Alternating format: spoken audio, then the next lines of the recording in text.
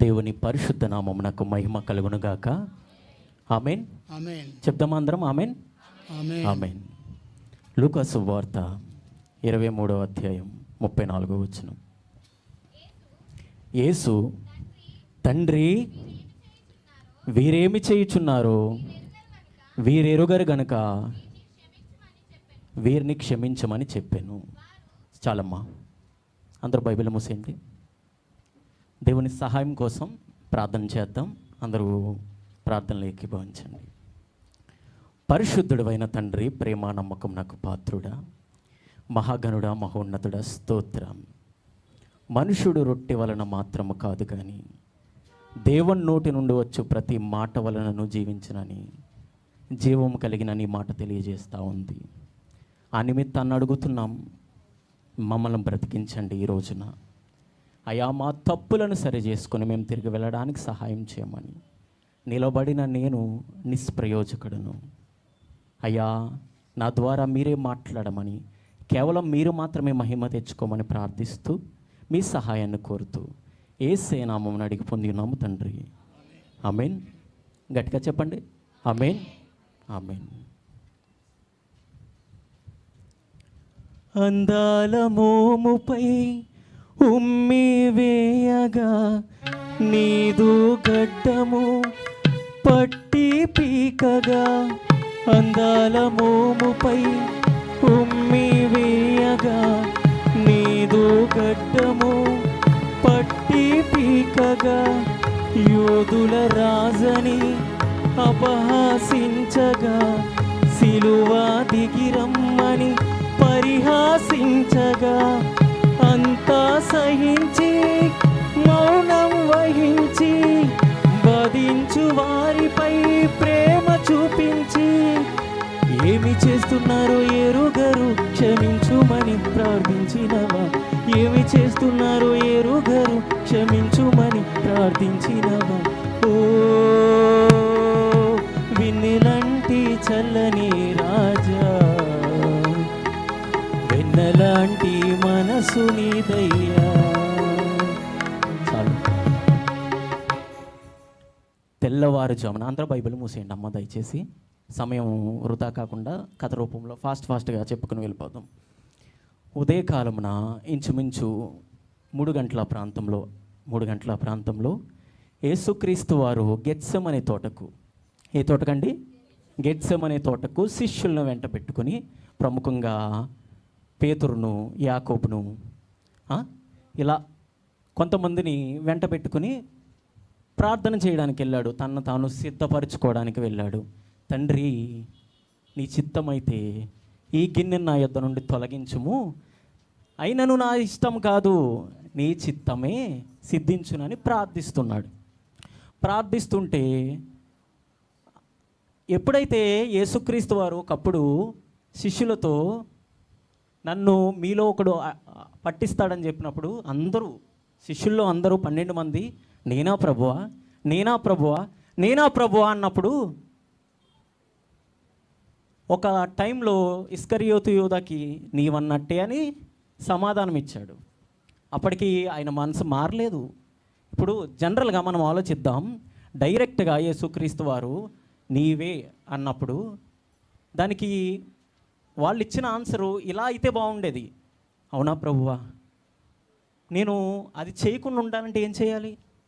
అడిగితే సరిపోయేది. పేతురు కూడా మీరు గమనించండి, నువ్వు బొంకుతావు అన్నప్పుడు నేను బొంకనన్నాడు, కానీ దాని నుండి ఎలా తప్పించుకోవాలనేది ఆయన అడగలే. క్షమాపణ ఉన్నప్పుడు, పశ్చాత్తాపం ఉన్నప్పుడు మన దగ్గర సొల్యూషన్ కోసం వెతుకుతాం, దాని నుండి ఎలా బయటపడాలో వెతుకుతాం. కానీ శిష్యులు ఆ పని చేయలేదు. అయితే అందులో ఇస్కరియోతు యూదా గెత్సెమనే తోటకు శాస్త్రులను, పరిచయుల్ని, బంట్రోతుల్ని అందరినీ వెంట పెట్టుకుని క్రీస్తు మీద ముద్దు పెట్టి ఆయన అప్పగించాడు. అప్పగించిన తర్వాత పిలాతు వద్దకు, ఇతర జడ్జిల దగ్గరకు తీసుకెళ్ళినప్పుడు ఏమైందంటే, పిలాతు అన్నాడు, ఈయన యందు నాకు ఏ నేరము, ఏ తప్పు కనపడలేదు అని స్పష్టంగా తెలియజేశాడు. స్పష్టంగా తెలియజేసినప్పుడు ఎవరైతే అద్భుత కార్యాలు చేయించుకున్నారో, ఎవరైతే అద్భుత కార్యాలు చేస్తే చూశారో వారంతా మాకు బరబ్బానే కావాలి, యేసుక్రీస్తును సిలువ ఎక్కించమని కేకలు వేశారు. అయితే మీలో ఎంతమంది గేదెలు ఉన్నాయండి? గేదెలు కానీ ఆవులు కానీ ఉన్న వాళ్ళు చేతులు ఎత్తుతారా? గేదెలు ఎవరికైనా ఉన్నాయా? అయితే మీకు అవగాహన ఉందో లేదో నాకు తెలియదు. గేదెలు ఉన్నవాళ్ళు భూమిలో ఒక రాయి, ఒక చెక్క లాంటిది, ఒక కర్రను పాతారు, దాన్ని కట్టురాడు అంటారు. కట్టురాడు అంటారు ఎందుకు? గేదెని కట్టడానికి, గేదెని కట్టడానికి. అలాగే 39 కొరడా దెబ్బలు పిలాతు యేసుక్రీస్తు వారికి విధించినప్పుడు ఆయన ఇలా వంగునున్నాడేమో, ఇలా వంగునుంటే ఈ మైకు ఉందో చూసారా, ఈ మైకు పట్టుకోవడానికి ఇలా ఉంది కదా, అలానే కొరడ ఇలా పట్టుకోవడానికి ఉండేది. తోలుతో చేయబడిన బెల్టు, మీరు కర్లింగ్ హెయిర్ ఉంటుంది చూసారా, ఆ కర్లింగ్ హెయిర్ ఎలా ఉంటుంది, లేయర్స్ లేయర్స్ లేయర్స్ కింద ఉంటుంది కదా, అట్లా ప్రతి లేయర్కి ఒకటి మేకు, ఒకటి గుండు, ఒకటి గొర్రె వెన్నుపూస ముక్కు ఉంటుంది చూడండి వెనకాల, అది ఒకటి గాజు, ఒకటి ఇలా షార్ప్గా ఉండే అన్నీ దానికి అంటించి తయారు చేయబడిన కొరడాది. ఇప్పుడు యేసుక్రీస్తు వారు గేదెని ఎలా అయితే కడతామో అట్లా కట్టేశారండి యేసుక్రీస్తుని ఆ రాడికి. మనిషి ఒంగోని అంతా కడితే ఆ బంట్రోతులు, ఆ సైనికులు ఇలా లాగబెట్టి ఇలా కొడితే ఆ కొరడ రౌండ్ తిరిగి శరీరానికి ఇలా అతుక్కుంటే, లోపలికి దిగితే, ఇలా లాగితే శరీరం ముక్కల కింద కీమా తెలుసా మీకు? ఆ కీమా కొట్టినట్లుగా అయిపోయిందంట. దాని తర్వాత యేసుక్రీస్తు వారికి ముళ్ళ కిరీటం చేశారు. ముళ్ళ కిరీటం, ఆ ముళ్ళ కిరీటం ఎంత భయంకరమైనదంటే అంగుళన్నర పొడుగుంటుందేమో. నార్మల్గా మనం తల మీద ఇలా పెట్టుకుంటే అది ఉండదని వాళ్ళు ఏం చేశారో తెలుసా? ఒక అంగుళన్నర ఉంటుంది కదా మీకు ఆ ముళ్ళు, ఆ ముళ్ళుని ఇలా పట్టి ఇలా గుచ్చితే లోపలికి దిగిపోయి రక్తం కారుతుంటే కంట్లోకి వెళ్ళి కళ్ళు మోస్తే ఇలా గుద్ది లేకపోతే ఇలా కొట్టి, నిన్ను కొట్టిన వాడే కూడా ప్రవచించు, అద్భుతాలు చేసావు కదా, ప్రవచించు, చెప్పు అని హేళన చేశారండి. ఎంత భయంకరమో చూడండి. దాని తర్వాత సుమారు ఇంచుమించు 9 గంటల ఆ సమయంలో అడ్డకర్రను నిలువుకర్రను మోసుకుంటూ వచ్చాడు. మోసుకుంటూ చాలా ఈ క్రమంలో చాలా పిడిగుద్దులు గుద్దారు, చాలా చిత్రాలు చేశారు. ఆయన ఆ వస్త్రాలను పంచుకున్నారట. సమయం లేదు, అందుకే త్వరగా వెళ్తున్నాను.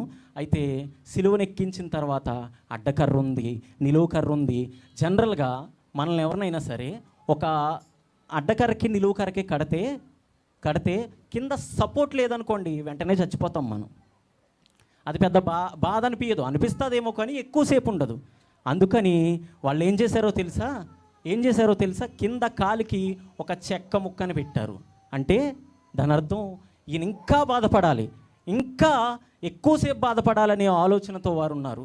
అంత బాధలు పడిన తర్వాత పలుకుతున్న మాట, మొదటి మాట, తండ్రి తండ్రి తండ్రి వీరేమి చేయుచున్నారో వీరెరుగరు గనక వీరిని క్షమించమని సెలవిచ్చాడు. మీరు గమనిస్తే ఆయన ప్రార్థించేటప్పుడు గెత్సెమనే తోటలో ఎవరికైనా, ఇప్పుడు నేను మాట్లాడుతున్నాను కదా, కొంచెం ఎండ ఎక్కువైంది అనుకోండి, చెమట వస్తుందా రాదా? చెమట రాలేదా? ఆయనకి రక్తం వచ్చిందంట. రక్తం వచ్చింది. చూస్తారా మాటని? చూస్తారా? లూకాస్, నేను ఈ మాట ద్వారా చెప్పాలనుకున్న విషయం ఏంటంటే, తండ్రి వీరేమి చేయుచున్నారో వీరెరుగరు గనక వీరిని క్షమించమని యేసుక్రీస్తు వారు మొదటగా పలికిన మాట. ఇంత జరిగిన తర్వాత అయితే ఈ సిలువలో మొదటగా పలికిన మాట ద్వారా మనం 3 సందర్భాలు నేర్చుకుందాం. ఈరోజు 3 సందర్భాలు చాలా ఫాస్ట్గా నేర్చుకుందాం. మొదటిగా ఆయన ప్రార్థించాడే, తండ్రి వీరేమి చేయుచున్నారు వీరెరుగరు కనుక వీరిని క్షమించమని ప్రార్థించాడు కదా, అది ముందుగా ప్రవచించబడింది. ఎటువంటి అనుమానం లేదు. చూద్దాం, ప్రవచన నెరవేర్పు చూద్దాం. యెషయా గ్రంథం 53:12.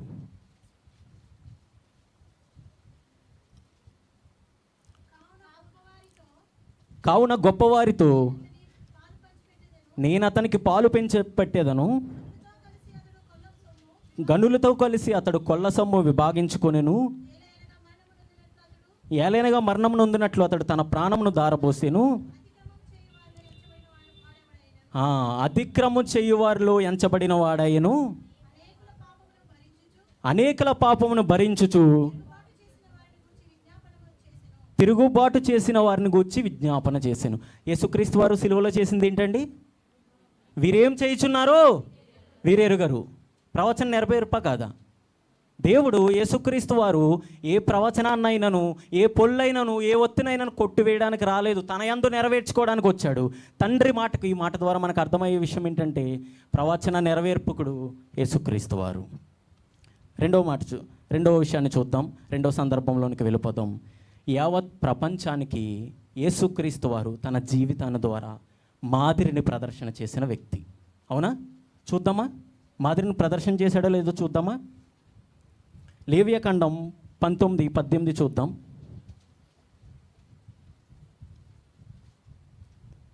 ఫాస్ట్గా చదవాలండి. ప్రతి కీడు చేయకూడదు, నీ ప్రజల మీద కోపించుకొనక నిన్ను వలె నీ పొరుగు వారిని ప్రేమింపవలెను, నేను యెహోవాను. ఈ మాట ద్వారా మనకు అర్థమయ్యేది ఏంటండి? నిన్ను వలె నీ పొరుగు వారిని ప్రేమింపవలెను. ఏమంటున్నాడు? నీ పొరుగు వారిని క్షమించమని అంటున్నాడు. అంటే తండ్రి ఇచ్చిన ఆజ్ఞకు విధేయుడు యేసుక్రీస్తు వారు. తన జీవితంలో చూపించాడు. చెప్పడం, ఇప్పుడు నేను చూపించిన మాట ఏంటంటే, దేవుడు ఇశ్రాయేల్ జనాంగానికి ధర్మశాస్త్రంలో ఇచ్చిన ఆజ్ఞ. అవునా? మనందరికీ ఇచ్చిన ఆజ్ఞ. అది నెరవేర్చిన యేసుక్రీస్తు. చూడండి, ఆయన 3.5 సంవత్సరాల సేవా జీవితంలో చాలా మాదిరిని ప్రదర్శన చేశాడు. ఆయన ఇదంతా తన జీవితంలో చెప్తూ వచ్చాడు. అది చూద్దాం ఒకసారి. క్షమాపణ గురించి జనసమూహానికి చేసిన బోధ. మొదటిగా క్షమాపణ గురించి జనసమూహానికి చేసిన బోధ. మత్తయి 5:44 చూడండి.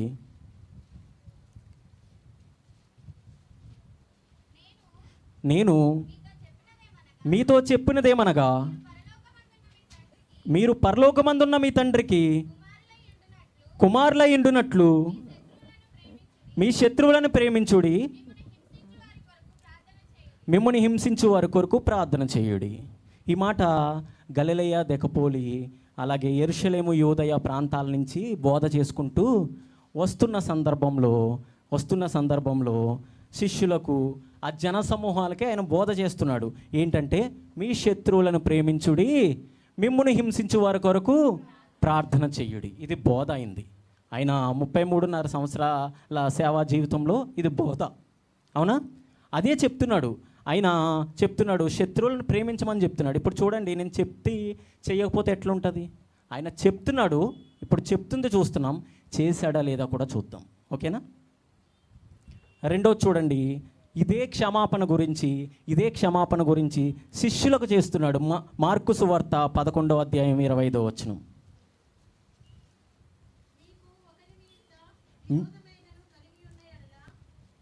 చదువమ్మా.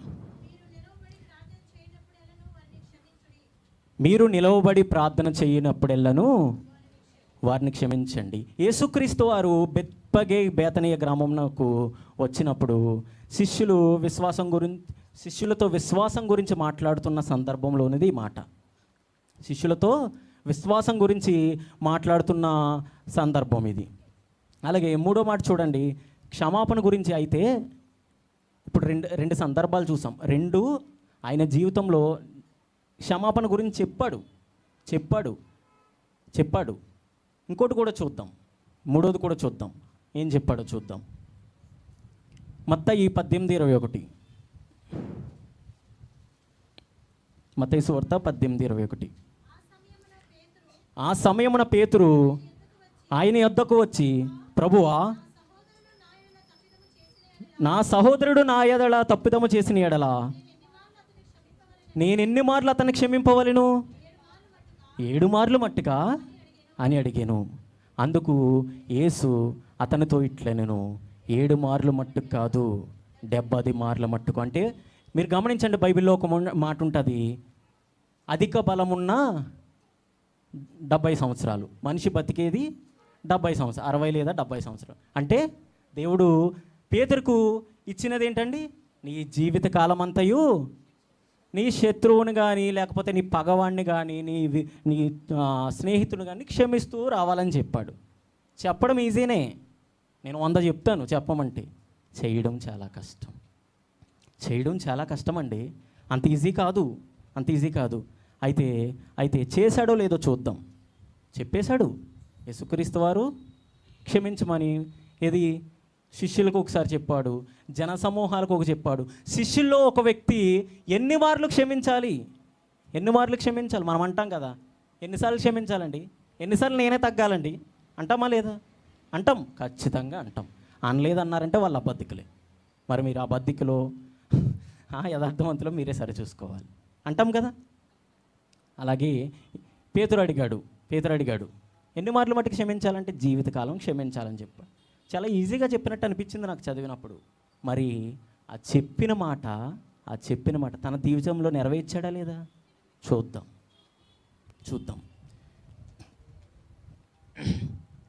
తండ్రి వీరేమి చేయుచున్నారో వీరెరుగరు, వీరుని క్షమించమని పలికాడంటే ఇది కేవలం ఆయన కలిగిన పరిస్థితిని బట్టేనా? ఇంకేమన్నా ఆంతర్యం ఉందా?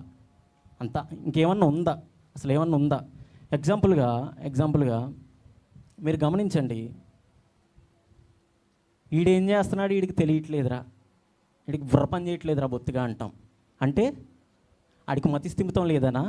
కాదు, చెయ్యాల్సింది కాకుండా వేరేదేదో చేస్తున్నాడని. ఇప్పుడు యేసుక్రీస్తు వారు తండ్రి వీరేమి చేయుచున్నారో వీరెరుగరు, వీరిని క్షమించు అన్నాడంటే ఏదో ఎరగాల్సింది మర్చిపోయారు, చెయ్యాల్సింది చెయ్యట్లేదు, గ్రహించాల్సింది గుర్తించట్లేదు. చూద్దాం. చిన్న కథలాగే చెప్పేస్తాను, నాకు వివరించే టైం లేదు కాబట్టి. యేసుక్రీస్తు వారు చనిపోయి లేచిన తర్వాత ఎమ్మాయి మార్గంలో 2 వ్యక్తులు మాట్లాడుకుంటూ వెళ్తున్నారు. క్లయోప, ఇంకొక వ్యక్తి మాట్లాడుకుంటూ వెళ్తుంటే యేసుక్రీస్తు వారు వారితో నడుస్తూ, ఏవయ్యా దేని గురించి మాట్లాడుకుంటున్నారంటే, ఊరుకోవయ్యా, నీకు తెలీదా? యెరూషలేములో ఉండట్లేదా నువ్వు? నీకు తెలీదా? యేసుక్రీస్తు ప్రవక్త అని ఒకడు ఉండేవాడు, ఆయన్ని చంపేశారు, చాలా ఇబ్బందులు పెట్టారు.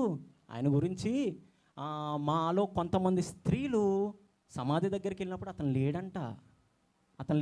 లేడంట, కనబడట్లేదంట అని ఆశ్చర్య పొందారంట, విస్మయం పొందితే యేసుక్రీస్తు వారు గమనించండి, తన సేవా జీవితంలో ఎన్నోసార్లు చెప్పాడు, నేను 3వ దినాన లేస్తాను, నా మరణం ఇంత భయంకరంగా ఉంటుందని శిష్యులతో అందరితో చెప్పాడు కదా. ఎక్కువసేపు గడిపింది శిష్యులే కదా, జనసమూహమే కదా. నమ్మలేదు. వారి హృదయాలు దేవునికి దూరంగా ఉన్నాయి. ఎంత దూరంగా ఉన్నాయంటే స్వయంగా యేసుక్రీస్తు వారే అంటున్నాడు. ఏమంటున్నాడో చూద్దామా.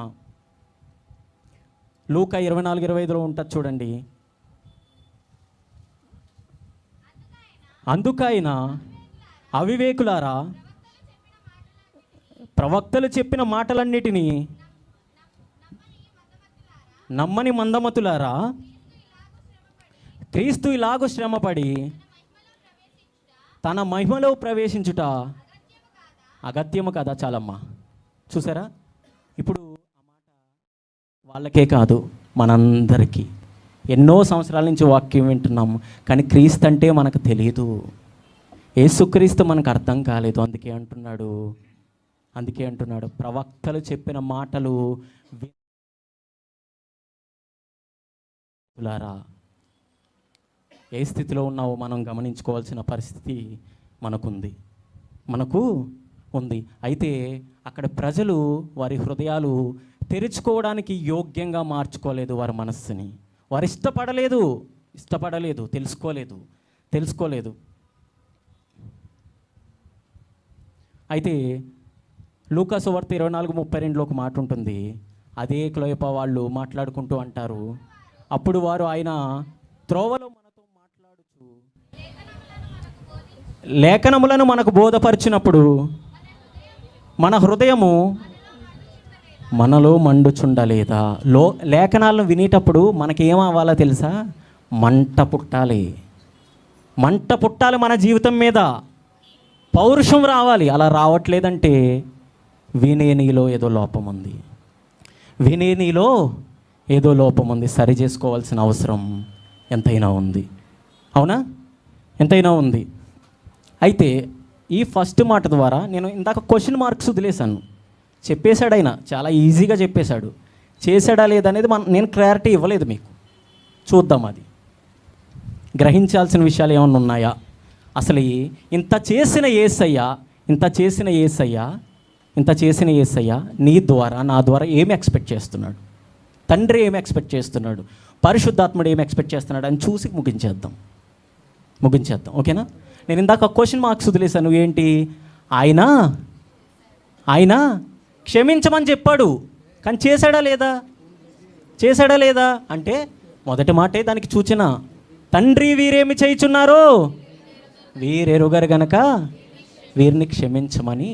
ఏమండి, అంత శ్రమ అనుభవించిన తర్వాత క్షమించమని పలకడం అంత ఈజీనా? నేనైతే అస్సలు పలకను, డౌట్ లేదు, నేనైతే అస్సలు పలకను.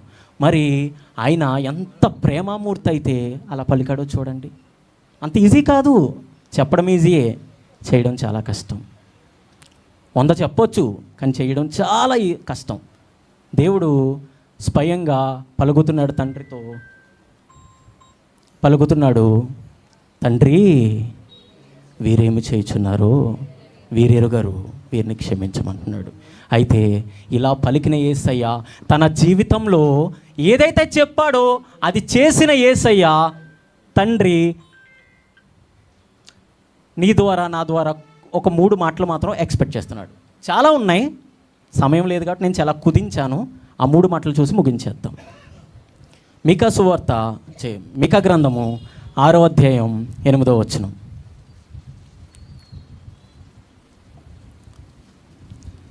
నాకు అర్థమవుతుంది, మీరెవరో బైబిల్ చదవట్లేదు, ఫాస్ట్గా తీయలేకపోతున్నారు. మనుషుడా, ఏది ఉత్తమము అది నీకు తెలియజేయబడి ఉన్నది. న్యాయంగా నడుచుకొనుటయు, కనికరమును ప్రేమించుటయు, దీన మనస్సును కలిగి నీ దేవుని ఎదుట ప్రవర్తించుటయు, ఇంతే కదా యెహోవా నిన్ను అడుగుతున్నాడు. తండ్రి అడిగే మొదటి మాట నీ దగ్గర నుంచి నా దగ్గర నుంచి ఏమడుగుతున్నాడు? సింపుల్గా అంటున్నాడు ఆయన, ఇంతే కదా. ఇప్పుడు మీకు ఎగ్జాంపుల్గా చెప్తాను. శ్యామన్ ఉన్నాడు, అన్న నాకు డబ్బులు కావాలి అన్నాను అనుకుంటా. తమ్ముడు ఎంత కావాలి అంటాడు. అన్న ఒక 10 రూపాయలు ఇవ్వన్నా అంటే ఇంతేనా, దీనికేనా ఏంటి తమ్ముడు అంటాడు. ఇంతేనా, ఇంతే కదా అంటాడు. తండ్రి కూడా అలాగే అంటున్నాడు. ఏమంటున్నాడు? ఇంతే కదా నిన్ను అడుగుతున్నాడు, ఇంతే అడుగుతున్నాడు. కనికరాన్ని ప్రేమించడం నేర్చుకోమని అడుగుతున్నాడు, న్యాయంగా ప్రవర్తించడం నేర్చుకోమని అడుగుతున్నాడు. 2వ మాట చూద్దాం, మనం నేర్చుకోవాల్సింది. సమయం లేదు. యేసుక్రీస్తు వారి సేవా జీవితంలో మారు మనసు గురించి 2వదిగా చాలాసార్లు ప్రస్తావన చేశాడు. ఏం ప్రస్తావన చేశాడో చూద్దాం. మత్తయి 4:17. అప్పటి నుండి యేసు పరలోక రాజ్యము సమీపించి ఉన్నది కనుక మారు మనసు పొందుడని చెప్పుచు ప్రకటింప మొదలుపెట్టాను. ఏం చెప్పాడండి? మారు మనసు పొందాలి. గుర్తుపెట్టుకోండి, ఒక క్యాండిల్ ఉందనుకోండి, అది వెలిగితేనే ఇంకొక దానికి వెలిగించగలదు, చుట్టూ ఉన్న ఇతరులకు వెలుగునివ్వగలదు. అది వెలగాలన్నా ఫస్ట్ అది తెలుసుకోవాలి. అది ఎవరైతే వెలిగిస్తారో దానికి దీన మనస్కులై ఉండాలి. వెలిగించకుండా ఇతరులకు వెలిగివ్వడం సాధ్యం కాదు. అవునమ్మా, సాధ్యమా? కాదు. నువ్వే వెలగలేదు, నువ్వు ఇతరులకేం వెలిగిస్తావు? మనమందరము ఇక్కడున్న అందరము క్రైస్తవులం అని చెప్పుకుంటున్నాం. దేవుణ్ణి ఎవరైతే సొంత రక్షకుడిగా అంగీకరించారో వాళ్ళు మాత్రమే దేవుని సంబంధులు. పుట్టుకతో నేను క్రైస్తవుని అంటే క్రైస్తవులం కాము. ఎట్లయితాం? అవ్వం, క్రైస్తవులం కాము. చూడండి, చాలామంది ఏమన్నా ర్యాలీలన్నా లేకపోతే ఇంకోటి అన్నా చాలామంది వస్తారు. మరి వాళ్ళంతా దేవుణ్ణి కలిగి ఉన్న వాళ్ళేనా? నువ్వు కలిగి లేకుండా లోకానికి ఏం చెప్తావు? ఇప్పుడు బిర్యానీ తింటేనే నాకు టేస్ట్ తెలుస్తుంది, ఆ హోటల్ బాగుందని చెప్తాను. తినకుండా అరే ఆ హోటల్లో బాగుంటుంది అంటే ఎవడన్నా నమ్ముతాడా? ఫస్ట్ నేను చెప్పడంలో అర్థం ఉందా? ఇప్పుడు నువ్వు కలిగి ఉండకుండా నేను క్రీస్తు బిడ్డను, నేను దేవుని సంబంధికును అని చెప్పడంలో అంతర్యమేంటో నాకు అర్థం కావట్లేదు. అది అమాయకత్వం మరి. ఎందుకంటే నువ్వు క్రీస్తుని కలిగి లేవు. దేవుడు చెప్తున్నాడు, యేసుక్రీస్తు వారు చెప్తున్నారు, అందరూ అంతటను మారు మనసు పొందాలి. మారు మనసు పొందడం అంటే దేవుణ్ణి అంగీకరించాలి. మూడో మాట చివరిగా చూద్దాం. మార్కు సువార్త 16వ అధ్యాయం 15వ వచనం. మరియు మీరు సర్వలోకమునకు వెళ్ళి సర్వ సృష్టికి సువార్తను ప్రకటించుడి. చాలమ్మా, చాలు. ఇప్పుడు న్యాయాన్ని నీతిని అనుసరించే నీవు మారు మనసు పొందాలి. మారు మనసు పొందిన నీవు, యేసుక్రీస్తుని అంగీకరించిన నీవు సర్వ సృష్టికి వెళ్ళి సువార్తను ప్రకటించాలి. నేను చెప్పాను, కలిగి ఉంటేనే చెప్పగలుగుతాం, కలిగి లేకుండా చెప్పలేం. ఒకవేళ చెప్తే దానికి విలువ ఉండదు, దానికి వాల్యూ ఉండదు. చివరగా ఒక ఉపమానం చెప్పి, ఒక కథ చెప్పి, ఒక దైవజనుడు చెప్పింది నేను చెప్తున్నాను, ముగించేద్దాం.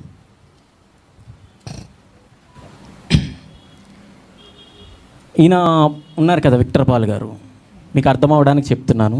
ఈయన పాస్టర్ గారు కాదు, జడ్జి. ఈయన ఆవిడ ఉంది కదా, ఆవిడ పాస్టరమ్మ గారు కాదు.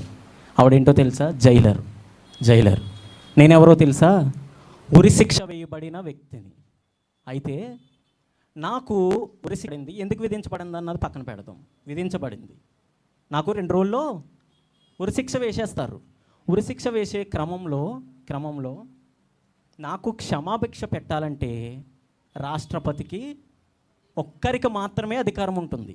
ఆ ఒక్కరికి మాత్రమే అధికారం ఉంటుంది. ఆయన కూడా ప్రధానమంత్రి ఇతర మంత్రులతో చర్చించి క్షమాభిక్ష పెట్టడానికి అర్హుడు. అయితే ఇప్పుడు జడ్జి గారు ఈయన కదా, ఈయన మాట్లాడి రాష్ట్రపతితోటి, మొత్తం ప్రధానమంత్రి ఆ మంత్రులతో మాట్లాడి క్షమాభిక్ష నాకు పెట్టారు. ఆవిడ జైలర్ కదా, 2 రోజుల్లో నాకు ఉరి తీస్తారు. ఆవిడ వచ్చి నా దగ్గరకు వచ్చి, ఇదిగో బాబు విను అంటే, అమ్మా నువ్వు నాతో మాట్లాడుకు, నేను 2 రోజుల్లో చచ్చిపోతాను, ఇంకెవరి మాట వినాల్సిన నాకు అవసరం లేదు, నాకు ఈ లోకం మీద విరక్తి పుట్టింది, నేను ఎందుకు బతకాలి, అసలు వినట్లేదు, నేను వినడానికి యోగ్యమైన మనసు నాకు లేదు.